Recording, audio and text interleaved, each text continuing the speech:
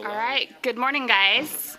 We're going to get started. So welcome to our Bidders Conference for the WIOA AFLA competition for the 1920 year.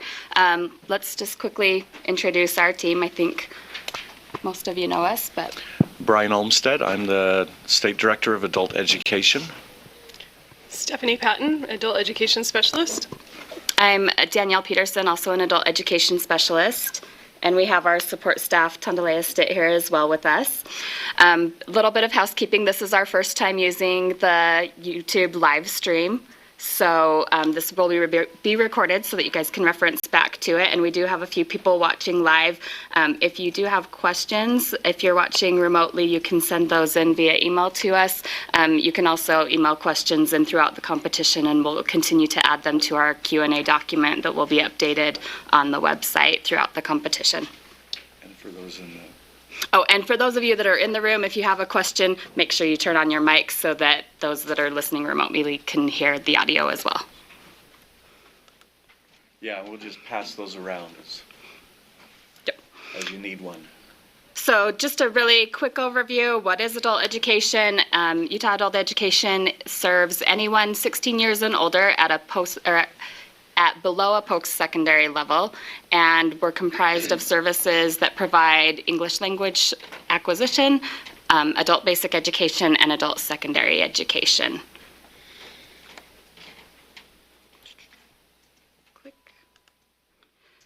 Specific to this grant, we're competing our federal funds, and there are 3 program types that you can apply for.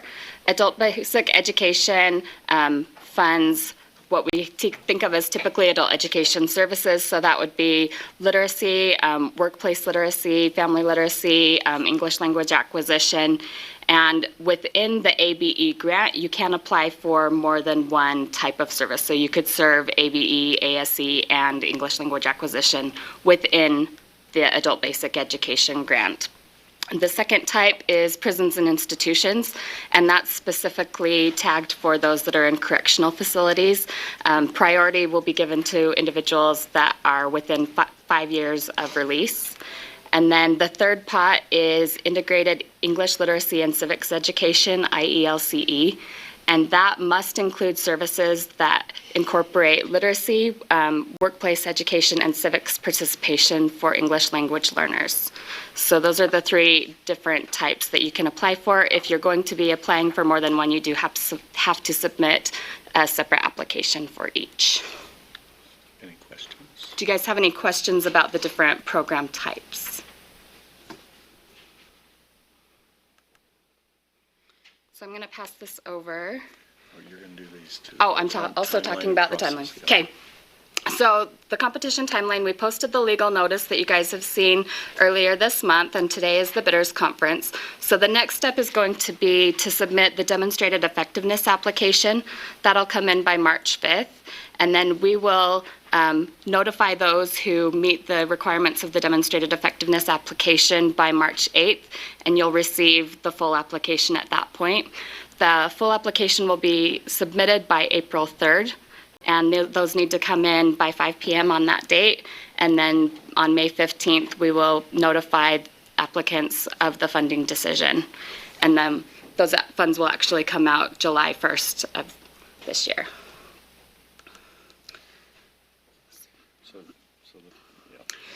So just diving a little bit more into that process, we kind of talked about the timeline for the demonstrated effectiveness, that we will be reviewing those between March 5th and March 8th so that we can notify those that are eligible to apply. The full grant application will come in by April 3rd. The State Workforce Development Board is going to review sections of the full application to just make sure that they are aligned to the WIOA state plan for the state of Utah. And then we will have a series of readers that will come in. So each grant will be read and scored by 3 readers, and the state staff will also be reading, and we will tally those scores, rank them, and fund them for applications. And then the final step will be to notify each applicant of the funding decision, which will happen by May 15th. Questions about the process? Yeah, so any questions about timeline or process? So Stephanie's going to talk a little bit about the demonstrated effectiveness application and that initial step. So if you've been on the website, you've seen that all of the materials are on the website, so you can obtain the Demonstrated Effectiveness Grant application on the website. You can also see the timeline for the grant on the website. We will be updating the question and answer document on a weekly basis at least, and that will be reposted on the website, as well as we'll be emailing the Q&A document out to all of those who we have email contact information for. So be checking back on that periodically if you're not receiving those Q&A documents, because those will be updated periodically. Yeah, I think that's it. Oh, and this will also be posted. The link is also posted on that website.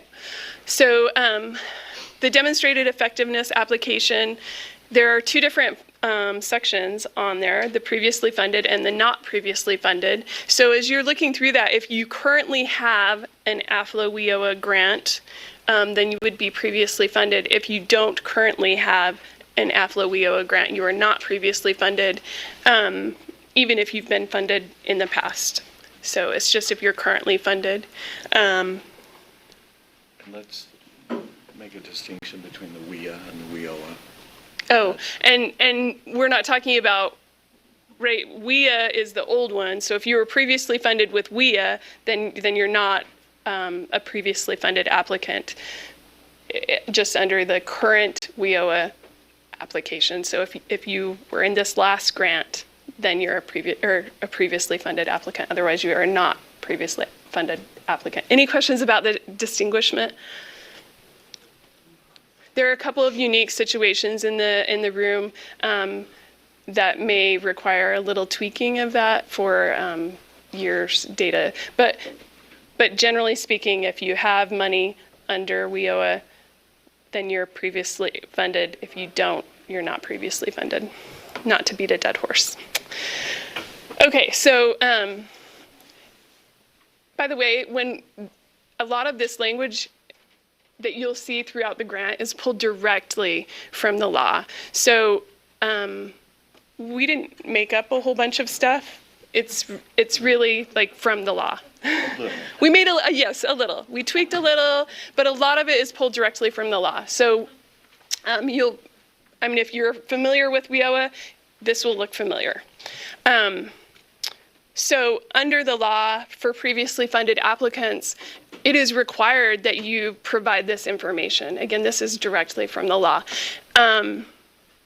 So the first part, you're providing 2 years performance data. We would generally say that would be 2016, 2017, and 2017, 2018. I know there's been a lot of concern with the current Utopia that it's difficult to obtain information from the current Utopia. That's okay because it's only a partial year's anyway worth of data, and so just don't worry about stuff from the current Utopia. Use the old Utopia to get that data, 2016, 2017, generally speaking.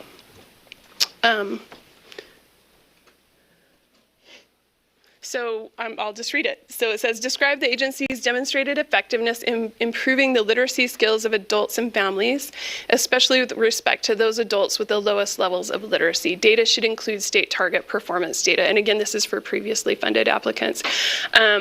So as you're writing your narrative and including your data for this portion, make sure that you're including how you've met state targets in the past and how you're planning on meeting those in the future as well.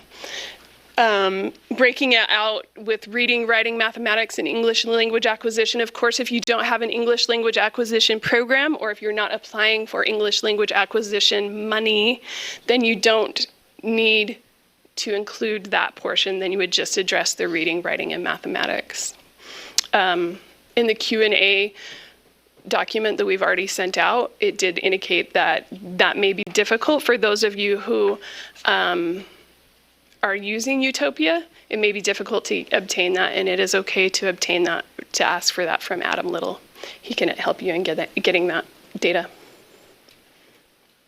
Yep, click the button. Click the button, goes red, yep. You're live.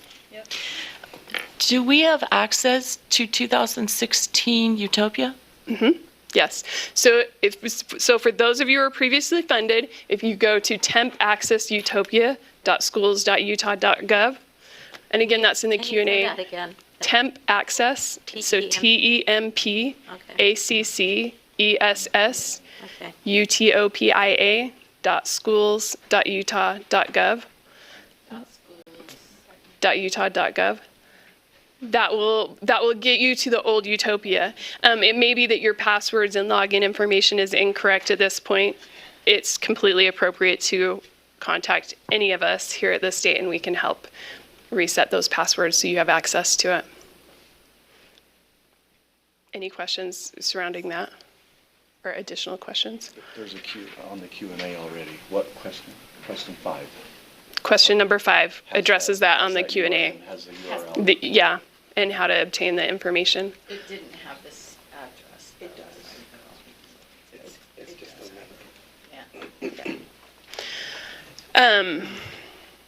Okay, so reading, writing, mathematics, English language acquisition. Throughout all of the demonstrated effectiveness, it only asks for data, but it's completely appropriate, and I would think kind of expected that you provide a narrative surrounding that as well. And don't feel yourself confined to only Utopia data.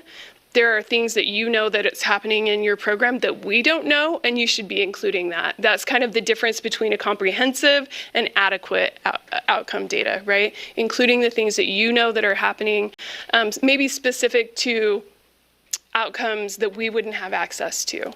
For instance, some of you have programs that are coordinating with other providers or certifications, and that would be completely appropriate to include that data in this, right, to show outcomes.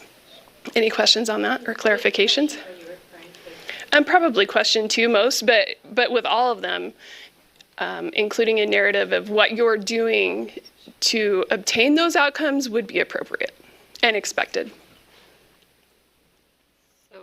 Not a question, but a note. The application is a fillable PDF, and so it looks like you have a pretty limited space to reply, but it will expand the box if you need to take more than that half page of space to include your data in your narrative and be able to adequately respond to those 3 questions. Is there a maximum? I think it just. So you can increase it for forever. We don't really want 20 pages of stuff, but so limit yourself, be concise, but you do have the ability to add. Don't feel yourself limited to only that half a page. Okay, so second question is provide outcome data for each of the following areas. This is worth 20 points. The first one was worth 20 points as well. Applicants need only provide data from July 1st of 2016 to June 30th of 2017 for A and C, and then actually from July 1st of 2016 to December 31st of 2016 for B, D, and E. The reasons for that is because it's difficult to get that outcome data beyond that because we were talking about 4 quarters from exit. We just didn't have that data yet, so we don't expect you to have that data either. I know there's been a lot of concern about that. Yes, Deb? So I've never seen the results of that data before. How do I find it?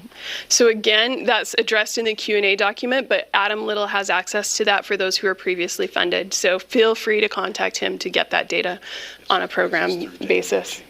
Yeah, those were all obtained through data matching. So we're not expecting you to, anyway, we're not expecting you to do something that we've told you that we would do. Contact Adam Little for that data. Any other questions surrounding that? And then the third one is provide a minimum of 2 years of specific performance data for those with low levels of literacy. So this is where you're going to break that information down for the lowest levels. Generally speaking, probably like ELL 1 and 2 and ABE 1 and 2, how well you've been providing services to that specific group of individuals. So those are TAPE scores? Yeah, TAPE scores. Any other additional information. If you use additional assessments within your program over and over and beyond TABE, feel free to include those assessments as well, but TABE data would be appropriate. Or best or CASAS. Yep. Any other questions about that? Okay, so this is for the previously funded. The not previously funded reads a little bit differently. The same kind of data, but not necessarily obtained from the same sources. So if you've not previously been funded, again, providing performance data on the effectiveness of instruction in each of the following areas: reading, writing, mathematics, and English language acquisition. If you, again, you're providing services or asking for funding from that English language acquisition program. Number 2, you'll see that for those who are not previously funded, 2 years of data for all of these questions are required, whereas previously funded had that narrower scope for question number 2. So your outcome data for number 2 is just more generally surrounding attaining or improving employment, attainment of a secondary diploma or recognized equivalent, and transition to post-secondary education and training. And note that it also says describe services. It may be that the actual hard data is more difficult to obtain for those who have not been previously funded. It's completely appropriate to describe the services and do it more of a narrative in this instance. Any questions surrounding that? And then again, the third one, performance data for those with low levels of literacy. So very similar to the previously funded, but a little bit of tweaks. Okay, so the scoring rubrics are based on the averages that we provided. So if you're above statewide averages, then you'll be at that higher level. If you're at statewide average, a little bit lower. If you're below, a little bit lower. Make sure that you're answering these questions completely, because that will weigh in as well. That you have the 2 years of data. Yes, Doris.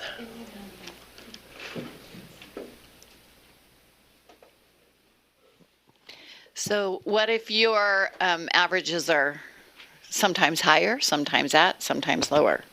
So you've got, for example, for reading, you're higher, and for math, you're at, and for writing, you're lower, and for English, you're higher. How will that be scored?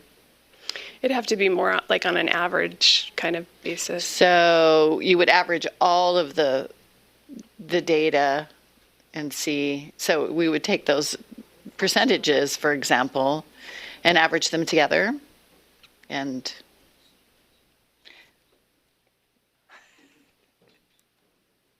yes. So you're not really going to separate reading and writing and No, math. You're no, going to it would average be. them. But like looking at if you were much higher on some and just a little bit lower, then that would be I see. generally higher, right? Okay. If you're much lower on all of them, but One just of them is above. then you would Okay. still be generally lower. If that Okay, makes so sense. so that's going to be taken. And should we write that in the narrative a little bit? We're Yeah. generally higher. And Yes, I'll see that. Absolutely. Plead your case Okay. and do so eloquently. Okay. And note on the rubric that there are spreads, so that may be where it may be on the lower end of one end or a higher end. That's true. Okay. Any other questions surrounding that?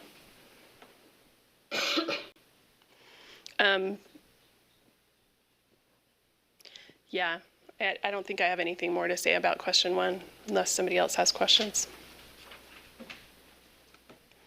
Question 2, it's a little bit different. So we're looking at whether it's comprehensive or adequate. And I really think question 2 is really where a narrative comes in to play, talking about the services that you provide to students in these areas to transition them to the next step, whether it be college or career, and how you're really focusing your program on that. Again, we talked about the difference between comprehensive and adequate outcome data, and that really comes into play by providing additional information that we don't already have. I want to speak to question 2 a little bit. This is I see this as the heart of WIOA, right? This was the big change from WIA to WIOA. That we're starting to talk about this employment, the earnings, and the, second quarter, fourth quarter after exit. It's all we can have great programs, but are we having individuals come into our programs and effectively change their trajectory, right? That's what this is talking about. And I think that's the heart of WIOA. That was the big change in, was it 2014? Is it really that long ago? That was, yeah. But that was, I think the idea of that reauthorization, and it really, this question too, that's the heart of it. It's new for a lot of us. And the big thing, we don't know these things until way afterwards, and so we get the information through a data match, and it's a difficult thing to wrap your head around. But I think the narrative that comes along with the data, that's what's going to create this, as we score question 2, that's what will create that, a little bit of that difference, in the points. Does that help or? Okay. And remember, as you're writing these grants generally, I mean, not just the demonstrated effectiveness, but the grant itself, we know you, it's true, and we know a lot of the things that you're doing, but pretend like nobody has any idea what your program does. So explain everything, right? Don't take it for granted that somebody understands. So what's tough on this is that, I think that a lot of us have an idea of what should work, right? But obviously we don't have the data to, right? That, like, we haven't been fed any data that says, oh yeah, well this student was in this class, which then they got a higher median wage, and so what you did worked. Or, you thought you were on to something, but every student in that class didn't. Do you see what I'm saying? So, on this part, are you judging on effectiveness or the old college try? You know what I'm saying? Because it's hard to say, hey, that we did this and it worked when we don't have the data we can't. We know best practice, but we don't have data-driven activity, right? So there is still if you look at the rubric, there are still the outcome data provided are above statewide data at or below. So yeah, there is still effectiveness implied. That being said, the narrative can help out. And also note that, for instance, one of our statewide data is 0%. So yeah, and people in this room have actually obtained post-secondary credentials for their students, right? So they could be above statewide data on that point, right? Even though we're at 0%, because we didn't do data matches on that. So yes, Catherine.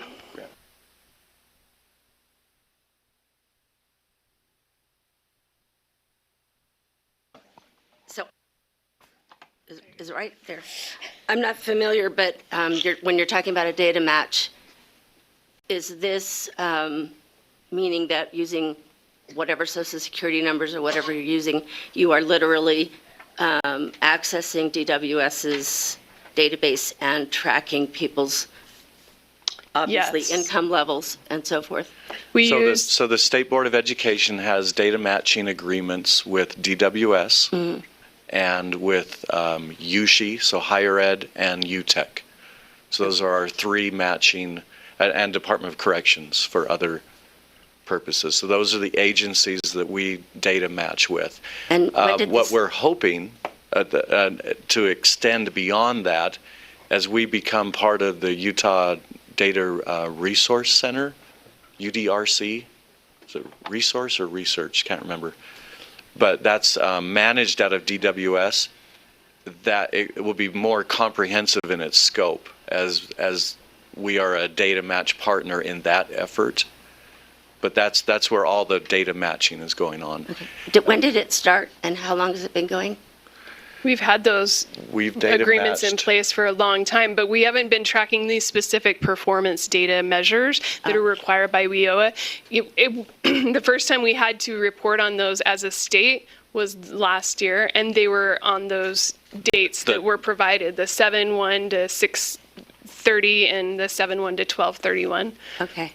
And that's statewide? Yeah, Wow. Okay, thank you. yep. Dan, will you grab a mic too, please? Yeah, I got it. Oh, awesome.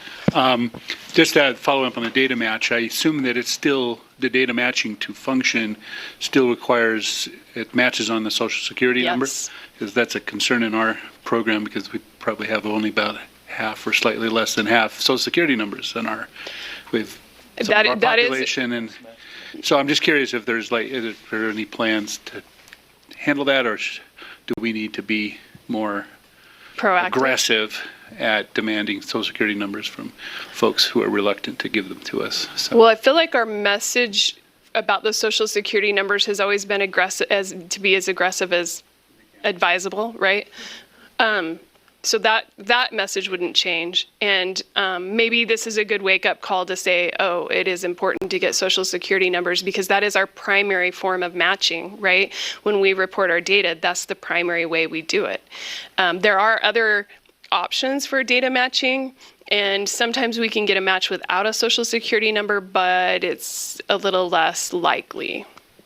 There's I think it's a confidence interval or something. When they're data matching, if you use first name, last name, date of birth, all that. But, trust me, there's lots of people with the exact same name, born on the exact same date. So there's the confidence interval with social security numbers is the best. That's the best match. It is not our only match. If you pay attention to the rubrics, I don't know how much I want to say here, but to move on past the demonstrated effectiveness, you have to have 25 points. Pay attention to the rubrics. Any other questions?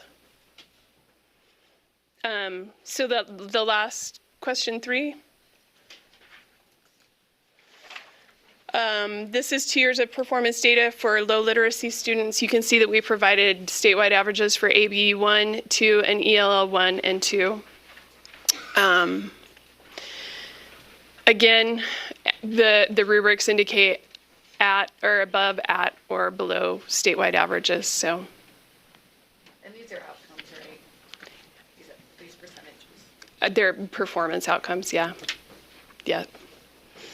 Any questions on this? So only eligible providers, again, that's at the 25 points or higher, will move on to the next level. So once we receive all of the demonstrated effectiveness applications, we'll spend the next couple of days, from March 5th to March 8th, reviewing those, scoring them according to the rubrics, and then we will contact the project directors that are indicated on the demonstrated effectiveness grant with the results of that evaluation, and include the full grant application if you have qualified as an eligible provider.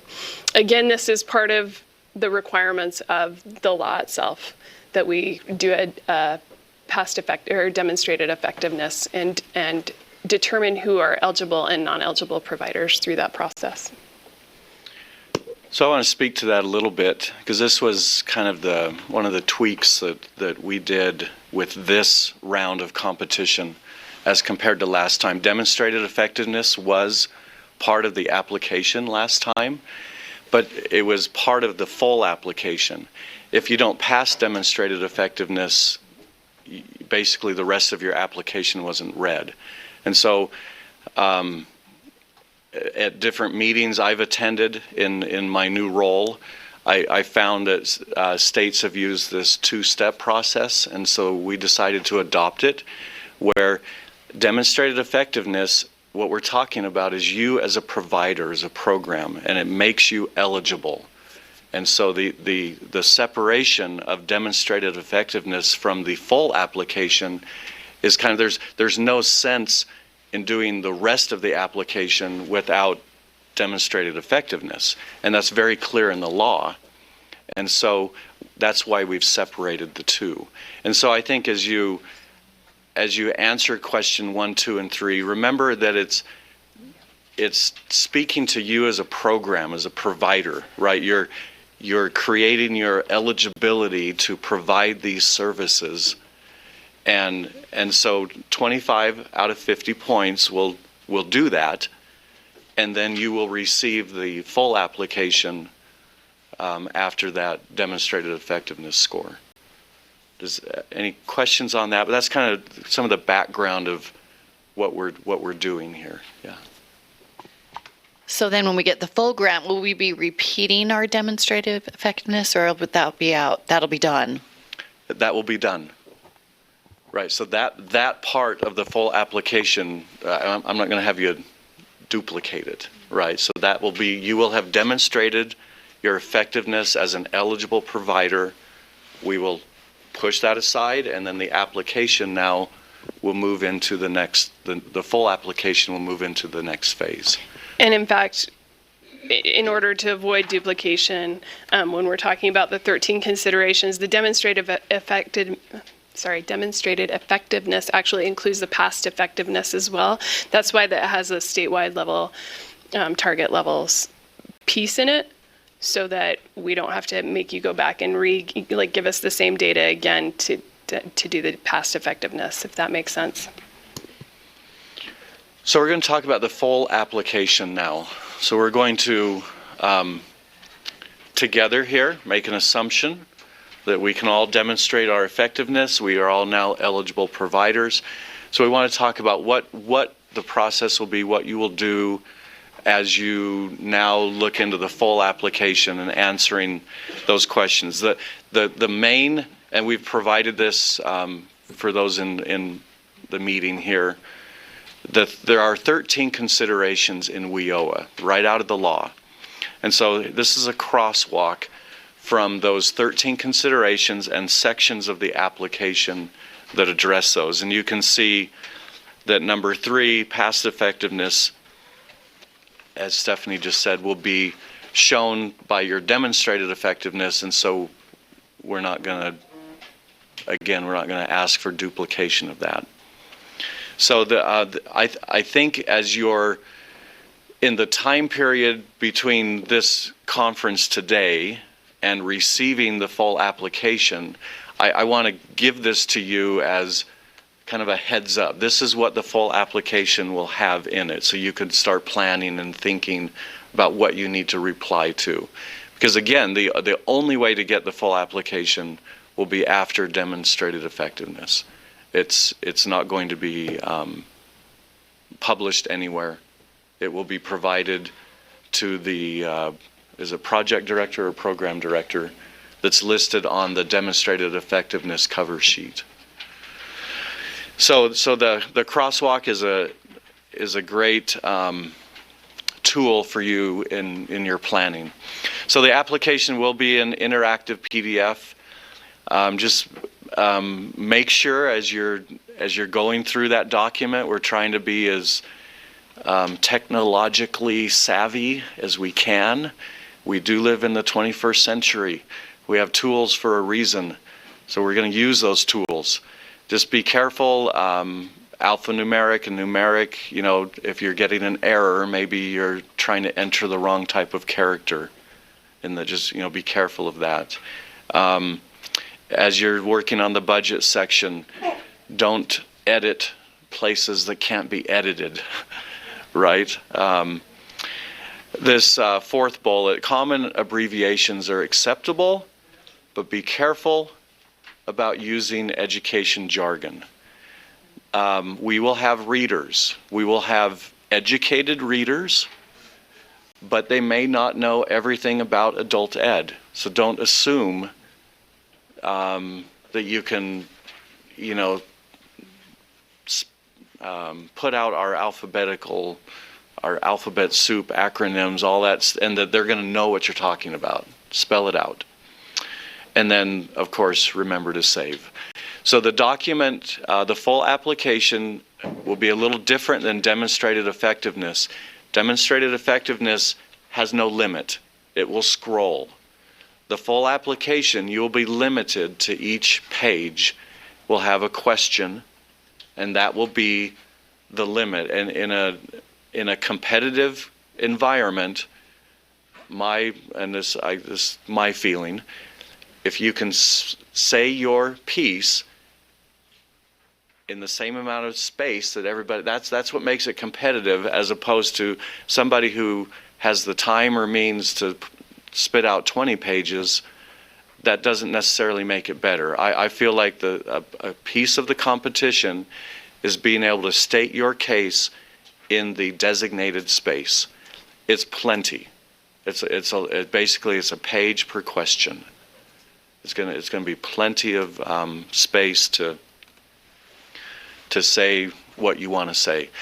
Now, and this is some just important points as you submit your application. We're asking for a specific name on the electronic file, because agencies, once you've demonstrated your effectiveness for each different type, right? You can submit applications. You can submit a PNI, you can submit an ABE, and an IELCE. You could do all three. We need those applications as distinct documents, so they need to come in named as this example. Which, going back to demonstrated effectiveness, if you're applying for 3 different types, program types, you should have 3 different demonstrated effectiveness grant applications, as well as, both. Can we make the assumption that demonstrated effectiveness would be the only place that we would use data, or should we also be trying to use data here? Now you're asking on the full application. It will be clear when any additional data will be necessary. Very little. There's some, it'll kind of get data and number specific, of course, in the budget, in the staffing, things like that. But in terms of performance data, I'm trying to remember any specific. I think there are a couple of questions where it would be applicable. It's not going to hurt you to throw in data where applicable. Yeah, they're very narrative questions, and so if you feel like additional data would be, telling your story, definitely. I don't believe there's a requirement in any other section. So going back, you said, so every grant we're going to write, we have to have a different effectiveness application. You would want to be demonstrating effectiveness for P&I, right, if that's what you want. And then if you want to write an ABE grant, you will have a demonstrated effectiveness for ABE. So like the are they calling it something IELCE? different? Is that a different title? Because before it was like IET, right?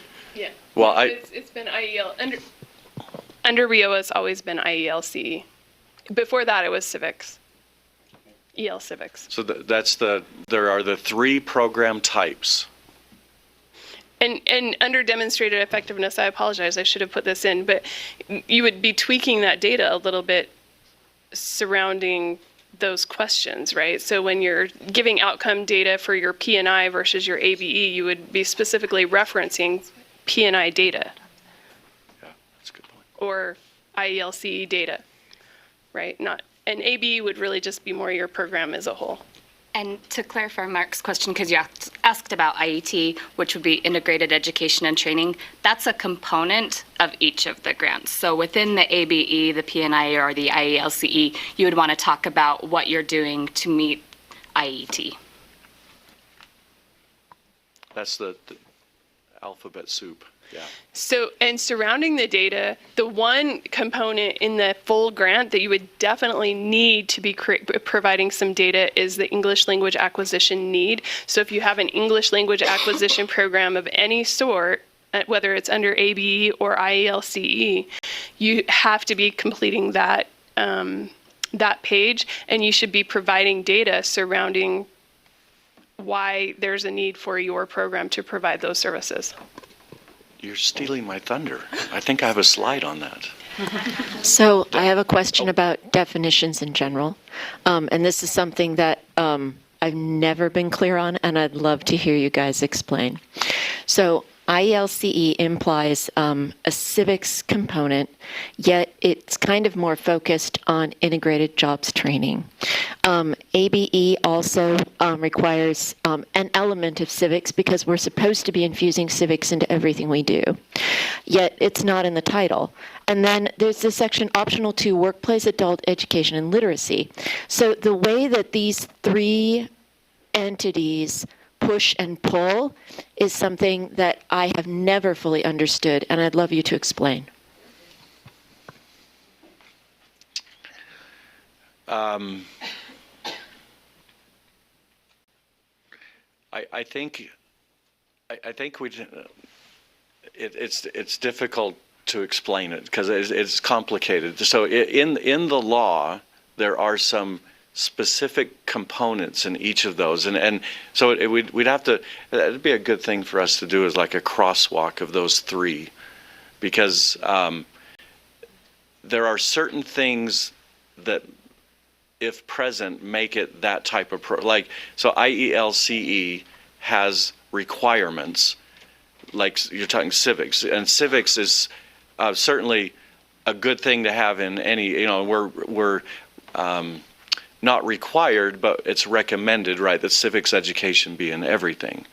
But again, not required. And so where it's required is in the IELCE components and with the workplace. So it is complicated, but it's not. I'm not explaining it right now on the fly at all. But it's getting into the statutory language is where we're going to find that. We'll help do that in the Q&A. Can I? We can, yeah, jump. So, I mean, the IELC is very specific, right? These are very, very specific funds. So in order to qualify for IELCE money, you must have, first of all, an English language acquisition program, right? That's not for ABE fund. I mean, you can't use those for ABE programs, specifically for English language acquisition. You must have a civics education component, and there must be an IET portion that students in the IELCE program have access to an IET program. Those are all required components of IELCE. And it works together, right? So if you're doing ABE or P&I funds, you're welcome in both of those to provide English language acquisition programs and also to have IET programs as a portion of those. But they're not required in the same way as IELCE. You may not have an IELCE program without having a civics education portion and an IET program portion. Does that make sense? So again, it's the nuance between required or great. It's great to have certain things in any good program. You might see this, elements, components. Others, it's required. And so at the end of the day, they might look exactly the same because you've put every required element of IELCE into an ABE program. You have those because they're the right thing to do. It's what you want to do. It might look exactly the same. It's just one, it's required of one, it's not required of another. And then what about workplace, adult education, and literacy optional section? So can I speak to that one? Yep. So the workplace education is working with a single specific employer to provide workforce education and training. So it's an IET component, but it's not working in a career pathway area to say we're preparing students for the healthcare industry or the construction industry. You're working with a single employer and often providing workplace education on site with that employer. And that is an optional section, but if you are incorporating something like that, you would want to write to it because it's a non-scored section that may increase your overall score. Also, because bonus points. Just because you have a workplace, how did we phrase it? Workplace adult education and literacy program doesn't mean that it's an IET program. IET programs are very specific. There are 3 required components that are done at the same time, simultaneously, under a single set of learning objectives. And workplace adult education and literacy could be that you're just providing any types of adult education services on the work site, right? And that does not necessarily an IET program make.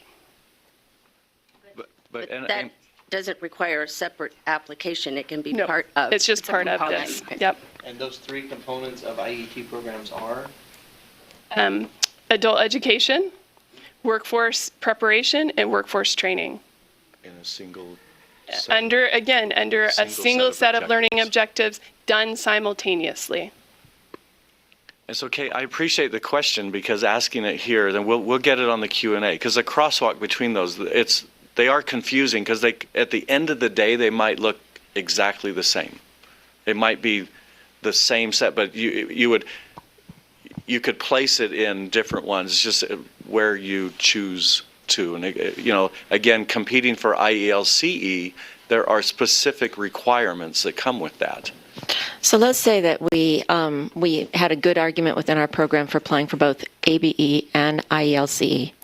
And we wrote 2 grant proposals, just like we would occasionally do with ABE and CIV, right? Mm-hmm. So as it evolved over the years with ABE and CIV, we no longer had to tease out those that were ABE funded and keep separate roles, et cetera, versus CIV. Would we have to separately fund, separately count, and separately report on ABE versus IELCE? Yes. So the IELCE in Utopia, there is a designation for IELCE funded courses, and there's also a designation for IET courses. Yes, we have to report separately on those, so you have to report separately on those.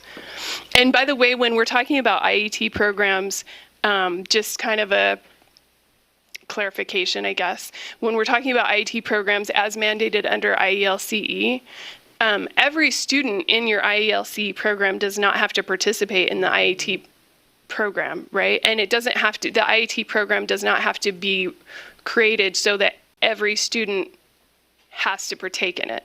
What needs to happen is that they have the opportunity to, right? So if you have students who come in and from the get-go that they're just looking to speak better English, and they have no compulsion to ever join or desire to ever join the workforce, they can still be served under the IELCE money, right? They can still be IELCE students, but what needs to happen is that there is that IET program component available to any who are interested.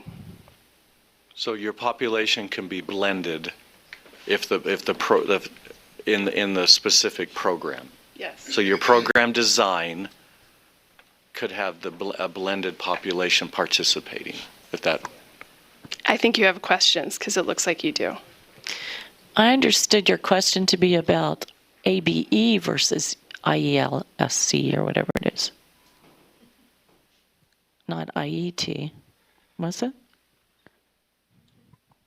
I'm just finding that these terms have always been difficult to get definitions of, and that during the past year, where many of us have been served by WIOA funding, I have not always felt confident that I've put my eggs in the correct basket. I am often wondering whether I should move some eggs to a different basket.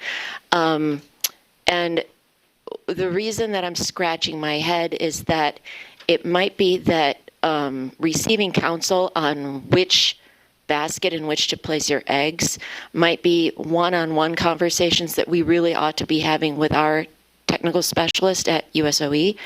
But now that we're in the grant-making process, we're kind of being told that those questions need to be dealt with in the FAQs. But to answer my question in an FAQ will be like a 20-page answer.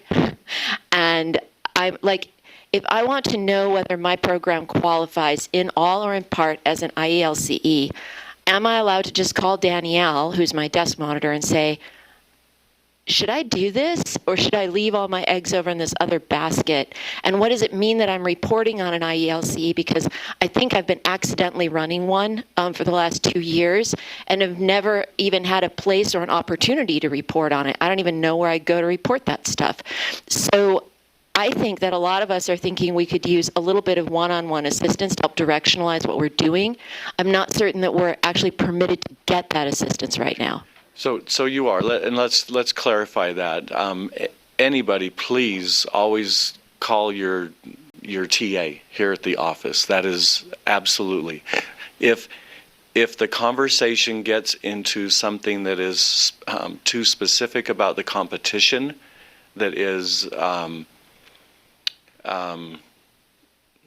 guess, inappropriate from the competitive standpoint, then they will refer you back to the Q&A document. We'll add your question to that document because that's what we need to do for the competitive environment. But it doesn't stop them from helping to guide you individually. If you just have an individual question, what do you think? They can share their opinion because that's not steering the competition. It's not giving you an unfair advantage by saying let's talk. You guys know you've talked a lot about your program, and so talking about maybe which is the right one to compete for is not something that gives you an unfair advantage. It's if your questions again get into competitive nature about the competition, we're not going to have that conversation one-on-one with anybody. We have to do that through the Q&A document that's posted and updated. Our I think weekly is our schedule to do that, or as soon as we can. Every time that we've added to it, then we post it again. And so that point on that is make sure you're clicking on the live link on the website. Don't save it anywhere. Go to the document that's on the website to get the latest version with all of the questions and all of the answers. And Kate, I promise it won't be 20. We're going to make a crosswalk for those 3. That's a good idea. It won't be 20 pages long. Promise. Could you include family literacy in that as well? Because Turn your mic on, Kathy. There you go. Red light. Yep. if you could include family literacy in that as well, because at one point I did apply for that, and That's a good. unfortunately it was just I was just told that I applied for the wrong thing, and that was it. Okay. Yeah, that's a good point because that's the other optional. Right. And so yeah, we could, because the idea is what makes it specific to that. And again, it's in the language. The statutory language has. It's hard to ferret out of it. It's federal legalese or whatever they call it. But we will make a crosswalk for those. It's a great idea. And probably just post it. Well, it'll be yeah. It'll become one of the questions, but it'll probably just be a little table. I just see it being a 4-column table or whatever, and these are the elements, and so you should be able to look at it and go, oh, that's what I want to do. I want to do an IELCE program, or I want to do family literacy because I like what's being talked about there. So back to the presentation, we'll wrap these things. I want to give you some glimpses of the pages. So again, a specific application is necessary for each funding type. Please have that labeled correctly, and then they're all submitted to Tondalea. Her address or email is on the Q&A, on the website, on the application. It's everywhere. If you can't find Tondalea, you're not trying hard. Signature page. Just want to talk about this quickly.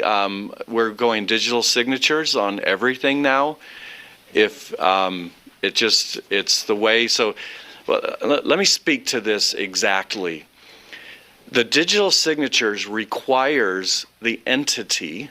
Okay, I do a lot of digital signatures. It requires me to receive that document. Now, did I look at it? Well, that's another question. But I received the document. So superintendent, by placing the superintendent's digital signature to that document, we know that individual received the document. Did they look at it? Again, I can't tell you whether they did. I can't, show that they scrolled down to the bottom of it or anything. But and the business administrator, right? Your business office, did they receive that document? So what you do, my process would be, I would fill it out, I would apply my digital signature. I would forward it, then probably to the business office first. You know, do you want to have a conversation about, I've got some proposed salaries and benefits, and I have the right numbers, you know, and then they apply their digital signature, and then probably to the CEO would be the third one. That would be my process. But the reason to ask for digital signatures, it's a lot different than just sending around a signature sheet that everybody signs and it gets scanned and scanned and scanned and then sent to us. We have no idea what was attached to that. And so a digital signature is applied to the document, not 3 versions of it, right? You don't get a digital signature, hey, you know, send them all the blank one and apply your digital signature. That doesn't work. It's a completed document sent to somebody and they sign it. And so it's really, it's a new way for some people. It's not difficult. We'll help you walk through the process.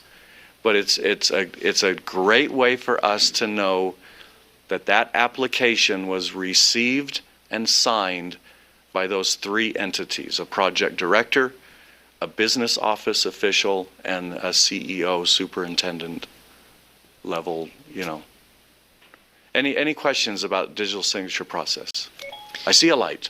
Is that integral to the PDF that comes out? Is that a piece of that? Yes. Yeah, it is in the document is prepared that way. Yeah. Any other questions on that? Yes. Where? Hello. Am I on? Okay. Yep. So in the past, our superintendent has not been able to do the digital signature, so I don't know what technical assistance I can offer him. That's interesting. I'm trying, so you are able to apply yours. I'm trying to remember if on a machine, if you can have multiple signatures where you could actually take your machine to them. But I'm trying to, does anyone know? Because it's assigned to the computer. Call Adobe. Our IT department, it surprises me. Okay. But that's, when we get to that stage, and if that's still the case, we will help. We'll get our IT department here helping. It's just, digital signatures are, it's just the way a lot of business is done today. Isn't the new, all the federal grants and all that stuff that are funneled through here require that now, don't they? The digital signature? What is that process called? Well, the new process? That I log into a system. Yeah, but it's right. It's all, everything is, it's electronic documentation. I mean, it's just, so we'll help if maybe it's going to take a little stronger language or something. I don't know. Push them over the edge. 21st century. It is 2019. We have turned the corner. But there are flying cars. I looked them up. You can get personal flying vehicles. do note that digital signatures are the only ones that will be accepted, and your application is automatically disqualified if you do not have those. So in the last round, it was 5 hard copies hand-delivered in blue ink, and it is a bit of a hoop to jump through. So if you are anticipating that you may have technical issues, you may want to start to resolve those now so that it's not the day before the application is due and you're haggling with IT. Yeah, you could, send them the blank one and say, hey, will you practice signing this? And then I'll send you the filled out one later, yeah. But yes, with this process, if your application is missing the digital signatures, it is incomplete. And so that is something to pay attention to. Budget summary explanation. Can't remember. This was kind of just talking about, I guess, so I'm I'm not going to ask for a list of people. We're going to, when we're talking salaries and benefits, we want you breaking that down by the number of people and the number of FTEs. So like I might have 8 people, 4 FTEs in my ABE program, teachers. I might have 2 people, 2 FTEs, support staff, right? I might have 1 person, admin, at a 0.1 maybe is going to be applied from this grant. So 1 individual, so body, 1 warm body, 0.1 FTE for admin. Does that make sense that it's in a category, it's in bodies, it's in FTEs, and then a dollar amount. But who those people are, that's your business, right? I'm not asking for that from you. It's a question. Before you go too far, Yeah. so just on that one, will you have the kind of the rules to that? Because there used to be the AFLA rules with so much direct to student services and all that stuff. Is that a part of the application that we can see the those? 95%, the 5%, that's federal requirement. Yeah. That admin is limited to 5% unless you have asked for a waiver. And so all the information for all that stuff's still available, right? Yep. So before you, And the budget columns are broken out that way. So you'll have a column for you have no choice direct. but to. Yes, Okay. 95 and 5. So, like, I might have missed it earlier, but I have a couple questions on the statewide data. Is that, if Back that's all from right? demonstrated effectiveness? Yeah, sorry. I'm sorry, sir, that moment is past. No. So, So we're doing this, huh? We're going Yeah, back. we're gonna Okay, do it. let's do it. Which one? So, Which one? So, what Question I'm trying to 2? understand. So, yeah, question on the bottom of page 7 there. Okay. So, now I understand if someone's employed the second quarter after exit, right? They just had a job within those 90 days, right? Right. Employment within the fourth quarter, they're employed within those 90 days of the fourth quarter, correct? Correct. Okay. Income, but then this is the one, these 2, the next 2 are the ones I got questions on. So, attained a secondary diploma, a recognized equivalent, and enrolled in PSE or some sort of training within 1 year of exit. So are they saying that you got a diploma after you exited?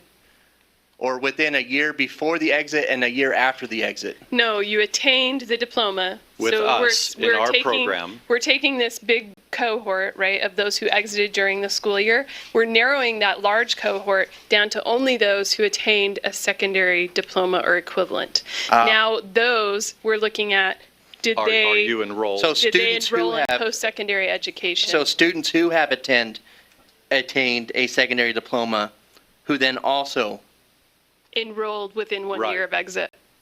because I was thinking, wow. So you know, you're drawing a line then from. So that helps me to as identify a the program next in our one, too. activities, we help this person first attain a secondary degree or recognized equivalent, and then now they've shown up. They've shown up in post-secondary education or training within 1 year of exit. Because that answers the next one. Because I was like, we don't even have 48% of our students get a diploma who want a diploma. Right, you see what I'm saying? So it's right, just a you're subset. narrowing. Okay, I see. Right.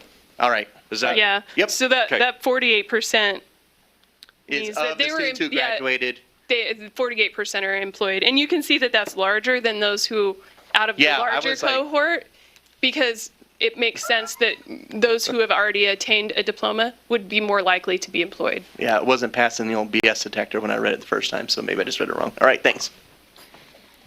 So I'm just gonna check my red light back. Deb. So on here, it doesn't give any credit towards actually getting the diploma? It's only if you have the diploma and went on? Right. These specific measures in WIOA are the after. Does that make sense? Yeah. So always we're talking about the entire population, right? The NRS rules 12 hours, that whole conversation we try to avoid. You know, that's your everybody. And then you start narrowing down. Have you done this, done that? And so these specific measures, like that one, is attained. It's not measuring the receipt of the diploma or equivalency. And that may be something that, again, the distinguishment between comprehensive and adequate, that may be something to add in. It's just for us, that's a really big deal if we get a diploma. Interestingly enough, though, some preliminary data that we've been running shows that really just getting a credential does them no good. So. Actually, I'd like to be walked very sweetly with my hand being tightly held through the first 3 lines in that graph, because I've never actually looked at data match data before, and I don't know exactly what I'm looking at. I understand that the parameters are 16, 17, because I went back to Adam and asked that, but I'd like to know exactly where each of these numbers comes from. So you're on the statewide data for question 2. We're looking at the handout, is that right? Yeah. Actually, I think this is individual data that Adam sent to me, but yeah. But it would match those same parameters. So again, the cohort of students who exited, right? We're starting with this cohort of students who exited within a program year. And then you have to narrow those down for whether or not we could actually track the second or the fourth quarter. So the second quarter remains that whole cohort of students who exited during the program year, right? Because we could obtain the second quarter after exit, the employment, that data match. But when we go, I don't know if this is helping or not, but when we go to the fourth quarter after exit, you had to have actually a year after they exited the program in order to track that employment fourth quarter after exit. That was impossible with the full cohort. So instead of the full year's cohort, it was only actually the first half of the year's cohort that we were looking at. So that 7-1 to 12-31 of 16, those students were the ones that we tracked for a year after exit to get the employment fourth quarter. And I was looking for Adam. We're going to try and find it. But a distinction, remember, after exit is, so this is an individual that has not continued on. So when you're looking at that 16-17 year, they exited during that. It means they're done. They haven't shown up later on. Isn't that? So when you're thinking about this, remember that with WIOA, we always talk about periods of participation. So a period of participation ends when they've had 90 days of inactivity. As soon as they've had 90 days of inactivity, their date of exit reverts back to that 90 days ago, right? That date of last activity, and that ends the period of participation. So anyone who exited the program for this fourth quarter after exit, between July 1st of 2016 and December 31st of 2016, they're included in that cohort that then we tracked them a year after to see if they were actually still employed, and they're included in that number, right? That 32%. But because for the employment second quarter after exit, that's only half a year, right? So we could actually take the full year, anyone who exited, and by the way, that might be 2 or 3 times. It's possible to have 3 periods of participation within a year. So we could be tracking that student actually 3 times. Does that make sense? It doesn't happen very often. I think nationwide, 5% of people have more than 1 period of participation, but it is possible. I'm just saying. I'm just the least self-conscious person in this room, but other people would also be banging their heads on the table. They're just letting me do it for them. So first of all, maybe I just need to ask more specific questions. This thing here that says number of participants who exited achieving outcome or median earning value. Am I to assume that the outcome is unsupported employment? Is the outcome, what is the outcome? Ask that again. I have a column here. I have several columns. One is called number of participants who exited. I understand that one. Oh, gotcha. I'm like, okay, so you have the number of students who exited during that period of time, right? Right. Then I've got number of participants who exited achieving outcome. or median earning value? So the outcome, it depends on the question, right? So for the first one, the outcome would be employment second quarter after exit. So how many of those were employed second quarter? For the second one, the outcome would be the employment fourth quarter after exit. How many of those were employed the fourth quarter? The next one would be, the outcome would be the median earning. So how many of them actually had a median earning? Okay, so a couple of my questions then have to do with how the river becomes a very, very narrow creek so quickly. So, for example, so I'm assuming that this implies that the student needed to have supplied a social security number to use for data match. So that narrows our big river down to a little creek pretty quickly. And then they had to be no, they didn't have to be contactable, right? But they had to provide a social for data match. And then did they have to be unemployed and having acquired employment, or could they also have retained employment if Retained. It's just that, so what we do is we look at unemployment insurance information. So if there was any data for that student during that time period, whether or not they had or had not been in the workforce previously, if they had it during that time period, then they were included in the match. Say that again, please. Unemployment insurance. So this means, are they drawing unemployment? No. It's if their employer is reporting them as employed. So when we talk about our data matching databases, one of the data systems is UI. It's the unemployed insurance.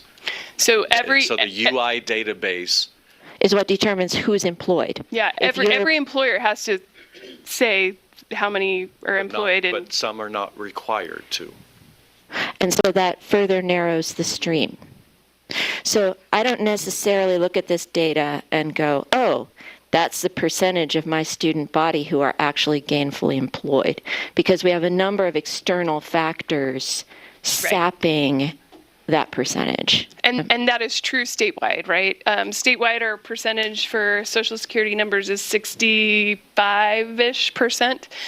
So statewide, we've already narrowed that by 35%. But again, if your employer doesn't participate in the UI system, then you won't be. Whether you've supplied your SSN or not is not an issue.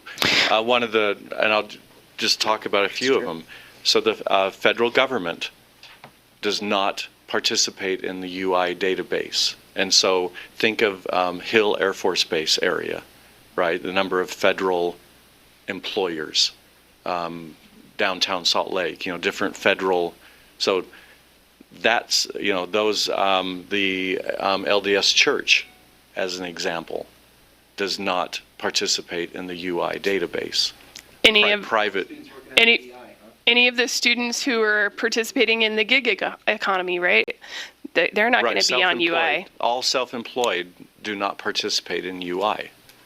So there's gaps. There's gaps. So that's why, back to speaking about your data and internally as a program, possibly having additional data that you have, anecdotal or not, the narrative conversation that you create around what you do as a program will help state your case for demonstrated effectiveness. So, but we have these specific 6 questions, right, that you guys are wanting on the grant, correct? 3. There's not the 6? Statewide data. Statewide data. The bullet points. With Sorry. the question too. Right. Yes. So, it sounds like you want that stuff at minimum. Am I? Yes. Okay. Yes. And Again, this is statutorily, it's in the statute that you have to provide this. Okay. And your only way to get that is a request to Adam. So I'm assuming that Adam has written that query and it's the same for everyone, like for transparency issues, right? Is there a way that, do you know I guess that people who might bid might not have to be here, correct? They wouldn't have to be here. Right. This is not required. So that's why you're not just shooting it out to everyone that attended. You have to actually get okay. Do we have access to neighboring programs or statewide programs, or You have the statewide data and you have your data if you That's it. request We can't have other datas. Correct. Okay. I just want to ask a question about that because the data that I receive from Adam is a full program data, and therefore not all of the students included in that data are actually funded through these funds. So I'm having to break it down into at least 10 different subcategories for program my size. So I had to pull thousands of pieces of data from the old Utopia and go through and designate each student by their program. So I'm just wondering, if I use the data that was provided, I'm not really creating a picture of how students in those programs were served. So then my data won't look like others' data. I would say, remember that demonstrated effectiveness is talking about you as an eligible provider. So it's your total program. I can see why you're wanting to dive in and break that, but we're not asking for that individualized, like by site, and it's what you do as a program, which would be your LEA in your instance, as what do you provide, and your demonstrated effectiveness as an applicant, right? So your individual sites are not applying, the application's coming from the LEA, so your demonstrated effectiveness really should, I maybe pull that back and say, as a total program, what are we doing?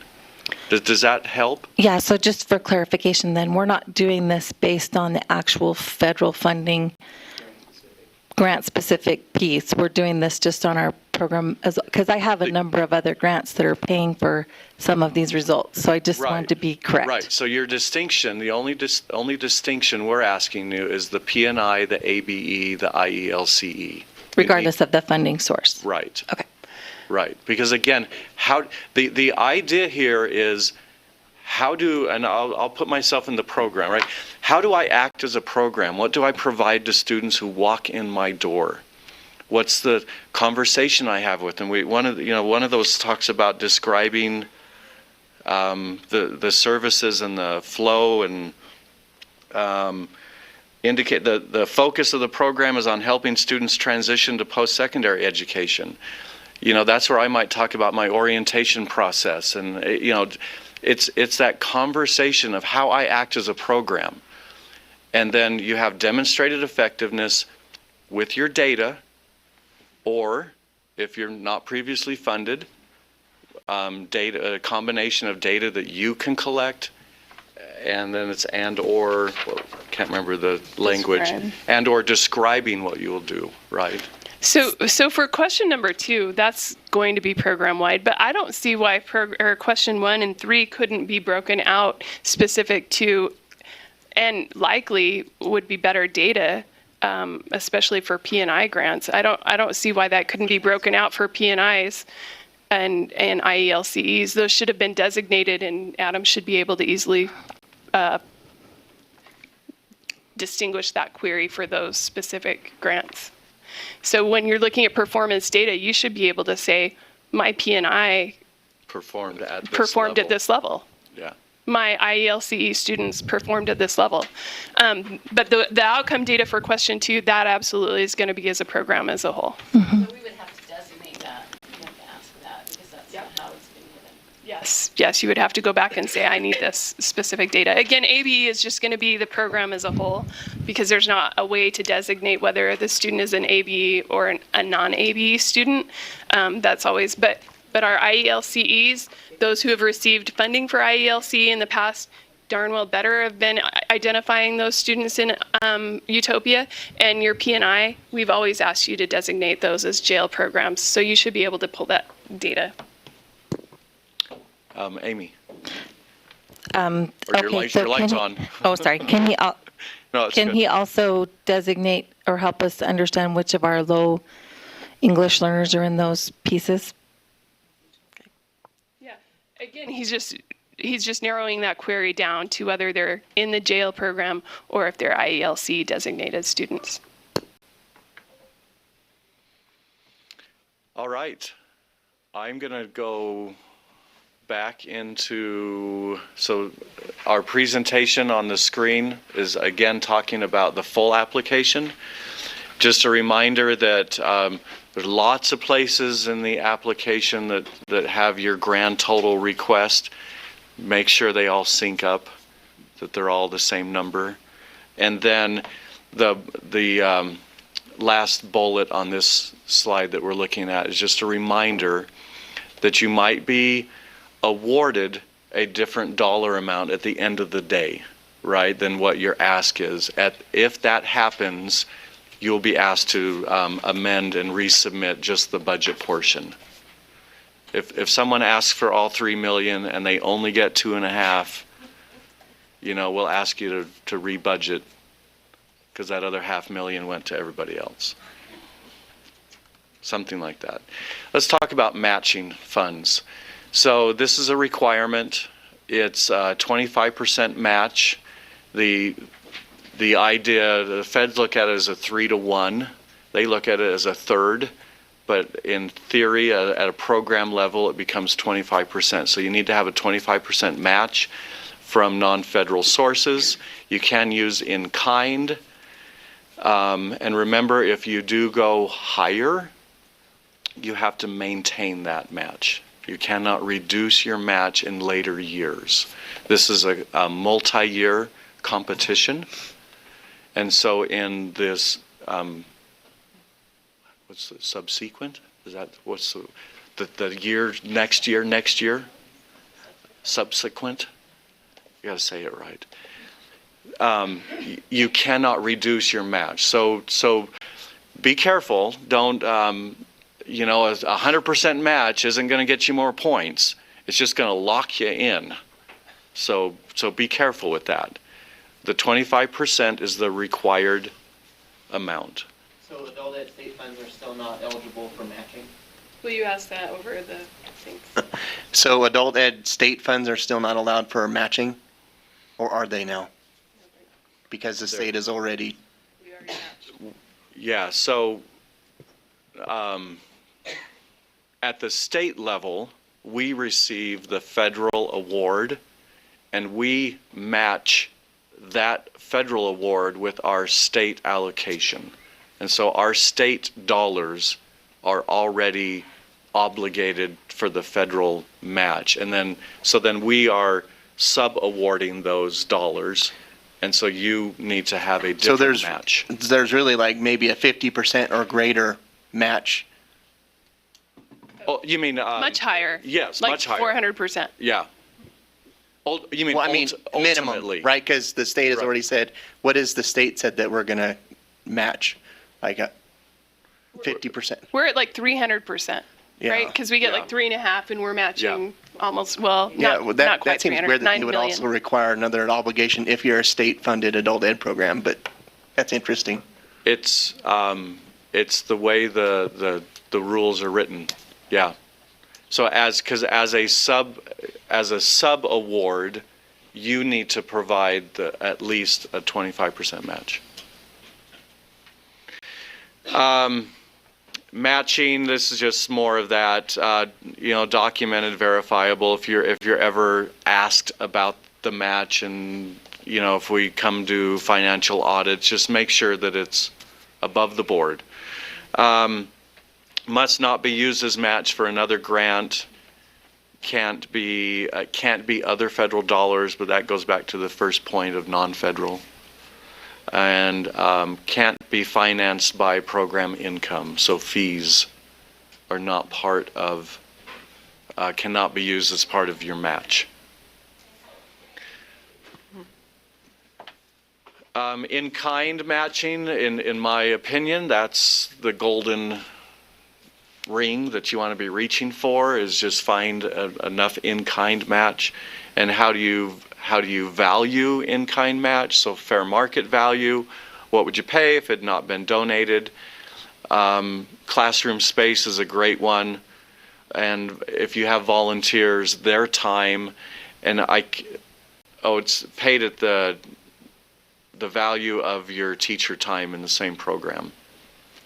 There's also if you Google like a state volunteer rate, there's a volunteer rate that's like created for every state. I think Utah's is like in the $15 range or something, but, oh, is it that high now? Okay. So there are numbers out there, and if you use that number, golden. Again, in kind is just great. Questions? Deb, you were reaching for your mic. Any? No? I didn't understand where you said it. Do it at the rate of a teacher.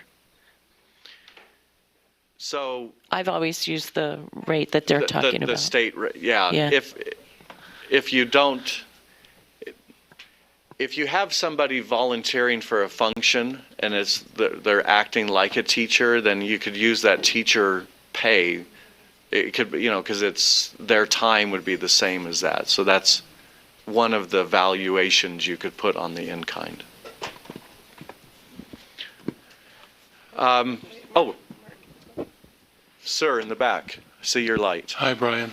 Hi. Hey, going back to matching funds, volunteers, do you just track that with time cards, time sheets?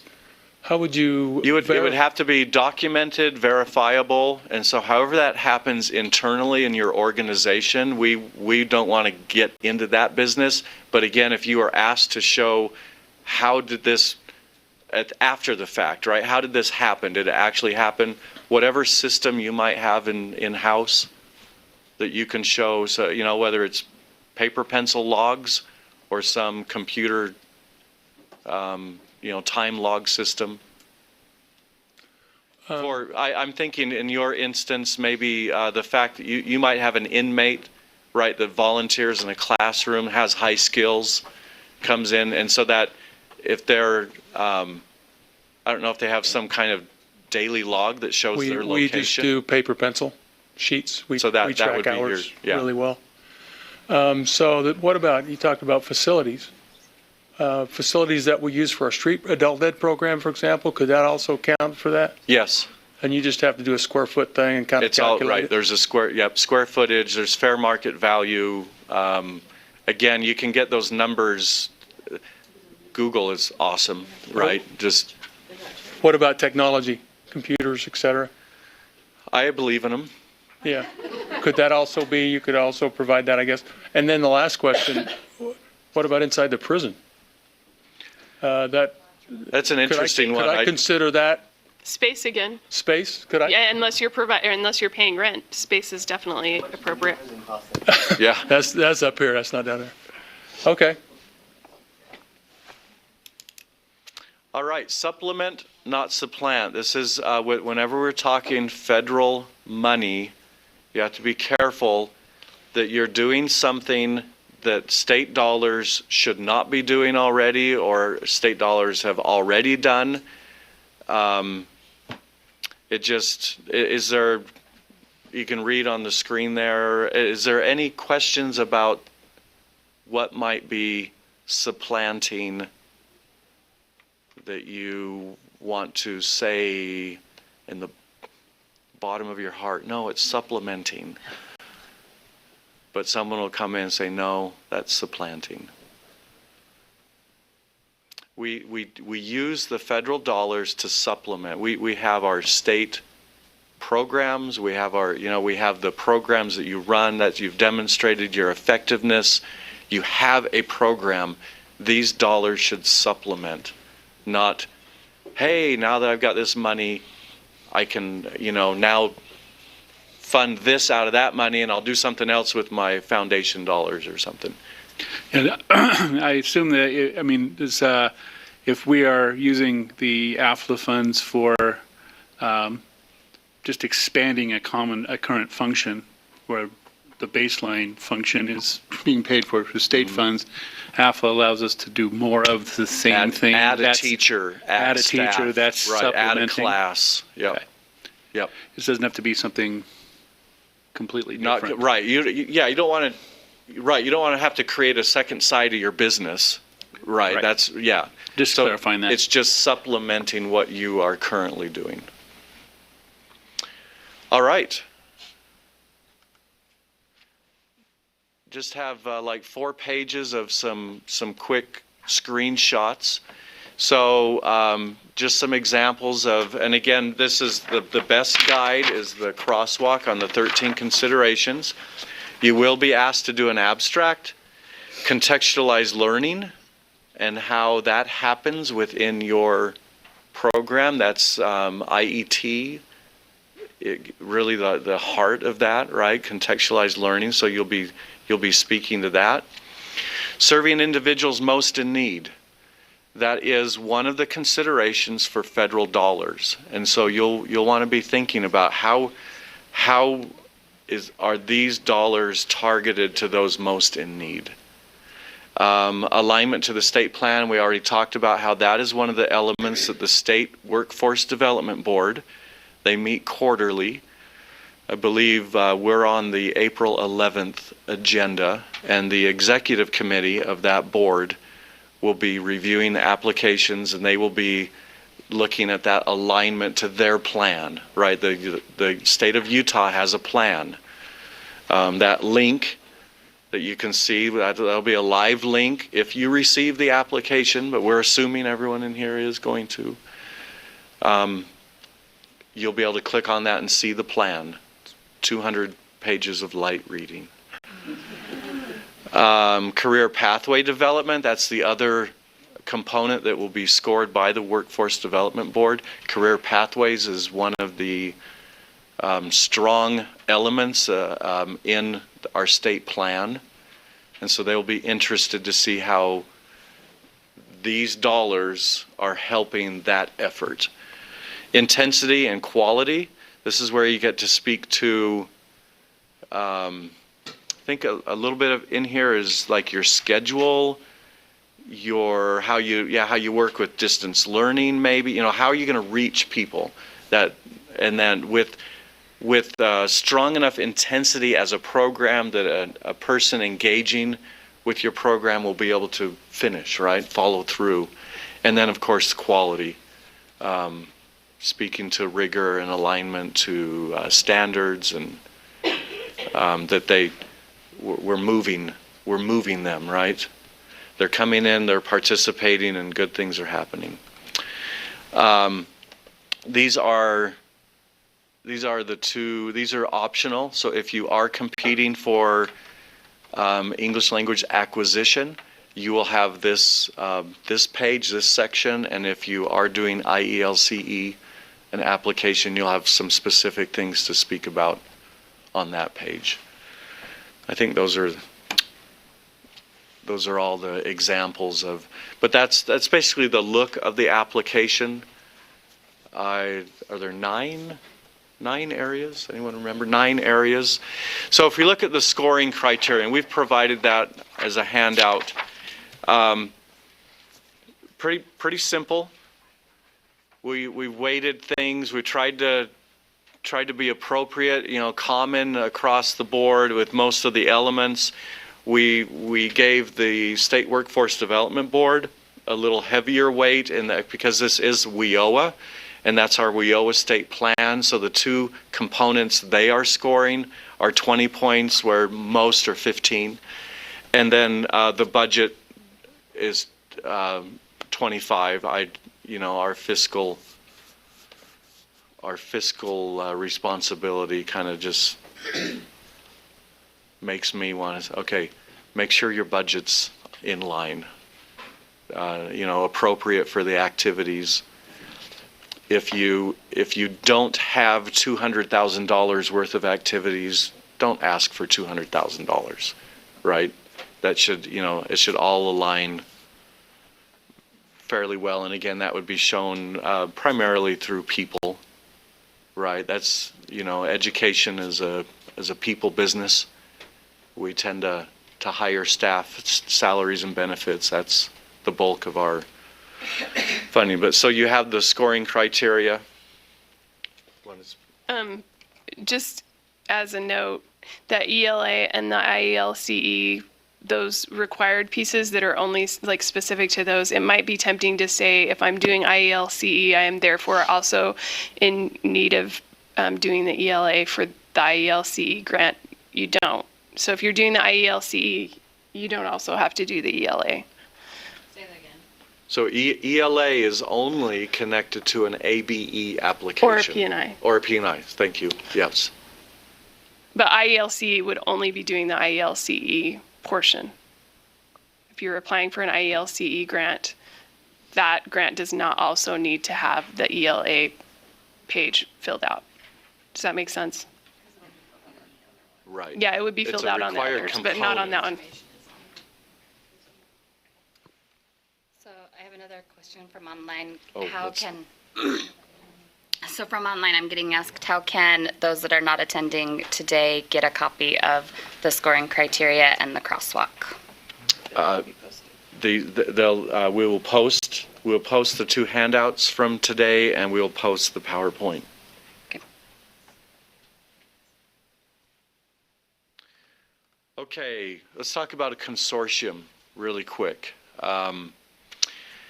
An interesting part of this, and this is confirmed by our federal partners in Octay. I'm just going to say it publicly. It doesn't make a lot of sense to me, but here we go. Each member of the consortium must be an eligible provider. So if you want to create a consortium, that's okay, but you have to remember that every party would need to show demonstrated effectiveness on their own. Everybody applies as a consortium. Your fiscal agent, you have two ways, a single fiscal agent, or everybody could be multiple. So each member of the consortium in their individual application. So maybe the question is on everyone's mind, that how is that a consortium, right? What is there an advantage to being a consortium?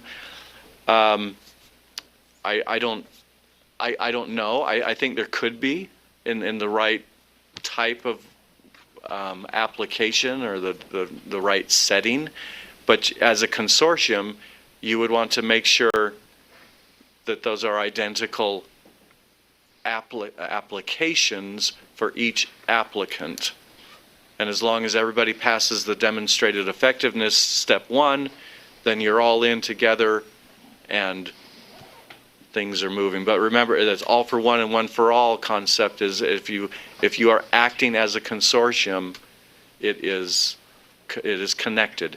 As soon as one of those applications has some variation to it, it's no longer a consortium. Question? Not so much a question as a comment. The last time we applied for WIOA, consortia made more sense because back at that time, we were still in a position where we were competing a lot more for students and hours. Now that a student is more obviously a shared student, outcomes are shared, hours are shared, the obvious advantages to consortia aren't quite what they used to be. Good point. Good point. Any other questions about this component? Okay. So that concludes our formal presentation. We're happy to still take questions from the group. We have any more from online?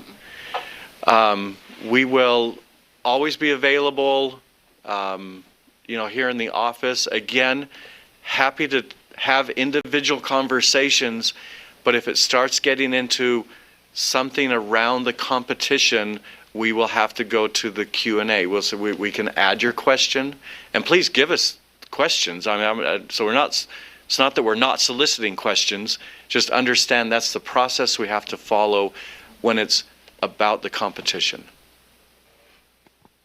Yeah. My experience is ABE, so I don't understand. Is English language acquisition ESL programs? Yes. Okay. Is integrated English literacy and civics education, is that ESL programs? Yes. Okay. I'm With good then. specific requirements attached. Got it. Yes. Okay. IELC is like UGA Mega ELA, or ESL program, right? Super elite. Term. Yeah. But none of Uga them, Mega? none of them are ABE. Neither one's No. ABE. Okay. No. But an ABE grant could include English language acquisition programs, right? Because even though we call it adult basic education, underneath that umbrella of that grant, you can apply for a specific, like the only services that you provide could be English language acquisition. So It doesn't have that's to be. clear back to our three program types coming from the federal government. So, yeah, because you're going to blend it with some of our state language, right? But you don't keep in the federal world. So adult basic education in the federal world has three components: English language acquisition, we call it ESL, ESOL, all the adult basic ed, and adult secondary education. Is that right? ASE, ABE, and ELA are all within adult basic ed at the federal program type. And so your prisons and institutions grants also consists of all three of those components, or they can, right? In the correctional But it's setting. just in the correctional Yeah. institution, or institutionalized, right? So anywhere that people are institutionalized. Right. It's not just corrections. So as far as so we get 3 million as a state in federal funds. Is there any designation that says that this percent has to be spent on P&I, this percent has to be on IEC, LEL? IELCE. There's a specific amount that is designated for IELCE. Yes, IELCE comes as a sub-award of our full award, and then the state is allowed to put a percentage to P&I. I believe the language is no more than 20%. I think they make it a ceiling. It's not a floor. So no more than 20% of our federal award can go to P&I. So there's so there are dollar amounts in each program type. So I'm just trying to figure out, for me, doing an IELCE, I'm trying to figure out what the benefit of writing that, besides just that you're going to do it. Because you were saying that, hey, you could have an IECLE program without, by just getting the regular AFLA grant, right? So what are the dollar amounts that are attributed to IECLE in Utah from the federal grant? Understanding that you don't know what that dollar amount will be until July, but what percentage are you guys doing? So It's like $404,000. Last competition. And last competition, there was an advantaged IELCE. Yes, Right. everyone who applied got it. It has very specific requirements. I would encourage you to look at it, but you have to make sure that all the boxes are checked. And the last competition, I think I can say it this way: not all of the funds designated for that were used.